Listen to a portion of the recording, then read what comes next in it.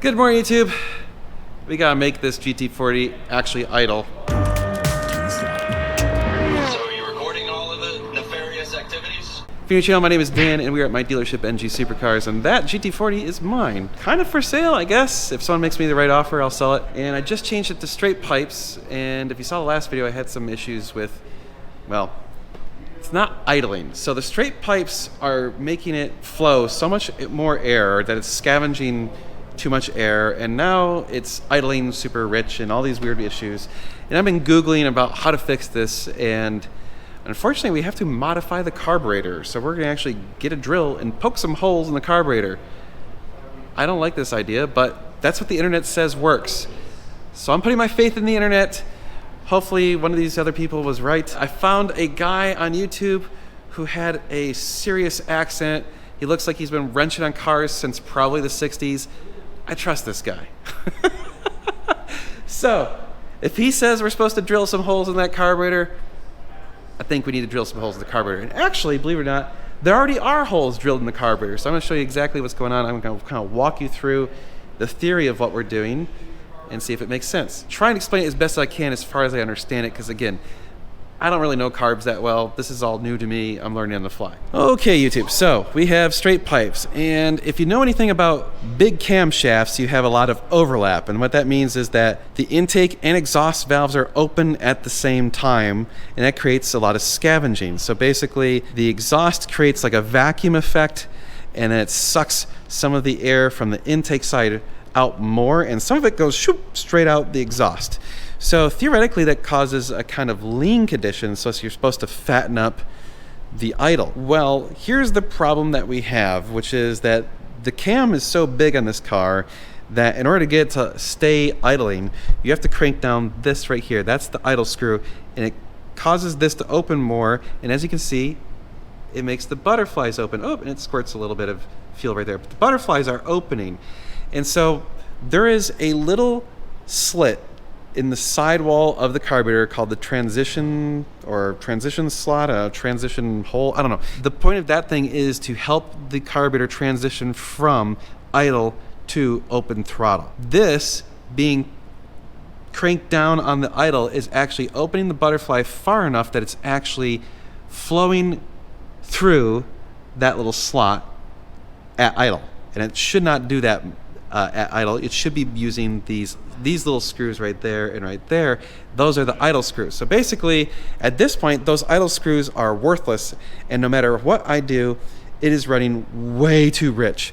Like, it is belching out black smoke and coating the entire back of this car in soot. So no matter what I do, it's too rich, and I can also tell it's surging and it's doing other issues. What we're gonna do is we're actually gonna pull off this carburetor, and you can actually see in there, well, maybe you can't, but in there already, there are holes drilled in the butterflies on these two butterflies. So we're gonna drill holes in these two butterflies. So we're gonna have 4 holes in butterflies, and hopefully that's gonna flow enough air to lean it out and make it so I can reduce the throttle, or the idle throttle position screw, whatever. I don't know the terms of all these things. That's what we're gonna do. So we're gonna pop off this carburetor, take off the base plate, and drill some holes in those butterflies. This makes me nervous. All right, so the first thing I did is I popped off this little retainer clip on this right here, and we popped this off, so now the carburetor is not connected to the throttle cable. So now we can remove the carburetor kind of as an entire unit, and now we gotta get these studs off. So these are 1/2 inch. I'm not used to this. This is all American sized stuff. Okay, let's pick up the carb. It's hot, by the way, because I just drove this thing here. Hot. Okay.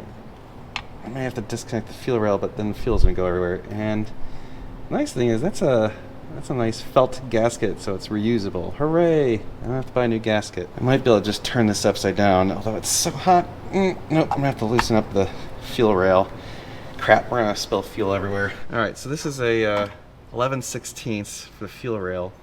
I'm gonna try my best not to spray fuel everywhere. Oh, it's already coming out. Oh shit, it's already dripping into the... God damn it. Oh, it's dripping everywhere. Ah! Damn it. I gotta find a way to... There. This shit. Okay, we're gonna just kind of let it drain out of the fuel bowls a little. I guess tilting the carb is causing it to drip out. That's good. Actually, it's helpful. This may take a little while. That's why I hate carburetors, man. I love fuel injection. So much simpler. Alright. Alright, YouTube, so you can see they already drilled holes in that butterfly and that butterfly. So it's kind of hard to see, but there's a little slit right there. That's the transition slot I was talking about. And you can see it where it's sitting at idle, it's totally exposed. So there's no way I can make the idle adjustment with the way it's set up. So I need to drill holes in these two. So that's a 5/64 inch hole. So I'm gonna do the same on these two, kind of in the same spot. And then we'll put it back on and try it. And if it doesn't work, well, I guess I'll have to take it back off and make those holes a little bit bigger. Joys of mechanical carburation. So how does adding holes to the other ones? It makes more airflow when the butterflies are closed. Okay. So I can close the butterflies more. And the problem is right now the butterflies are open too you want much. them closed. I want them more closed because they'll close off that little slot. You can't adjust anything. And I can't adjust it when it's not doing that. So, right, what, about there it looks like? A little higher. Do you have a punch? Something you can make a mark first. Yes. Do the same spot, right there. Sorry. Here, hold it with this. That was sharp. Yeah. Sorry. It's all right. Alright, one more. I injure my friends when they try to help. Alright. There. Less painful? That thing. Oh yeah, that's sharp. I got it. Yeah.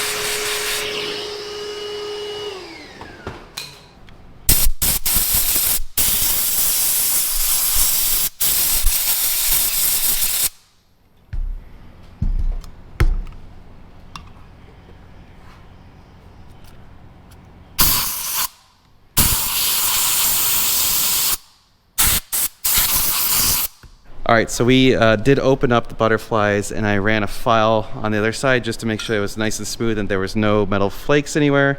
So this feels pretty good. Basically the same as the other ones. I think we are good enough to give it a shot. So let's see what happens. Alrighty, got it set. Gotta just tighten up the fuel line. There, don't need to do it crazy because it's not a super crazy fitting. And get these 4 studs back on. And then we're good to rock and roll and test it out. Let's see if we can actually get an idle. All right, and I'm gonna hand tighten these because I don't want to smash that gasket.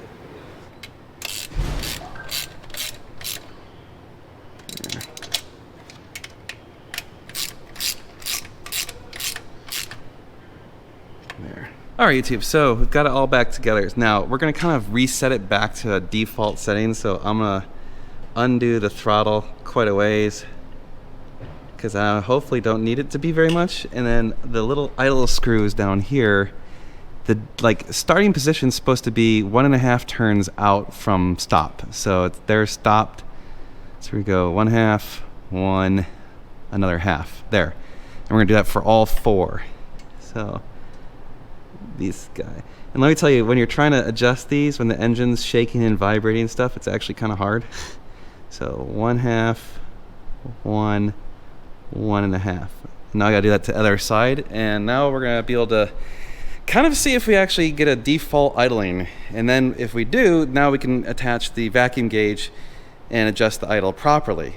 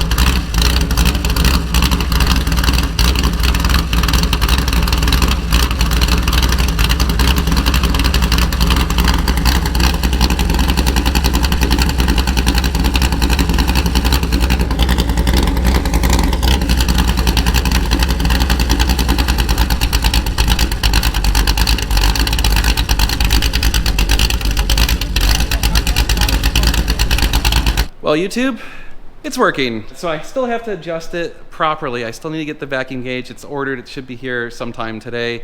And then we can adjust the idle to be properly set. So you basically adjust those little idle screws until you get the maximum amount of vacuum possible. So we'll do that as soon as I get the gauge. But for now, at least it starts right up. It idles properly. It's not surging. It's not bucking. It's not doing all this crazy stuff. And it's not blowing tons of black smoke. Interesting enough, it ran rich for so long that it must have created some carbon in the engine, because the first 2 or 3 times I floored it, just black smoke came out like crazy. It was just blowing out all that carbon. But by the end of the drive, when I floored it, it was nice and clean. So I think we got all the carbon out. It shouldn't really have affected the on throttle much with the because we're not changing the jets or anything. It's just the idle stuff that's got messed up. So my buddy Todd, we went for a ride. He just said, "Don't sell it." I know, right? Like, it's hard to know what to do with this thing because I love it so much. It's definitely my favorite car I've ever owned, and the experience of driving it is just like nothing else. It's truly just amazing. Anyway, so we'll get it tuned up and stuff, and then I'll have to do some drive-bys and stuff with the new exhaust so that you guys can hear it, because it's just ridiculous. I need to do some internal and external filming of that so you guys can hear it. It's wow. It took what was already insane and made it even more insane.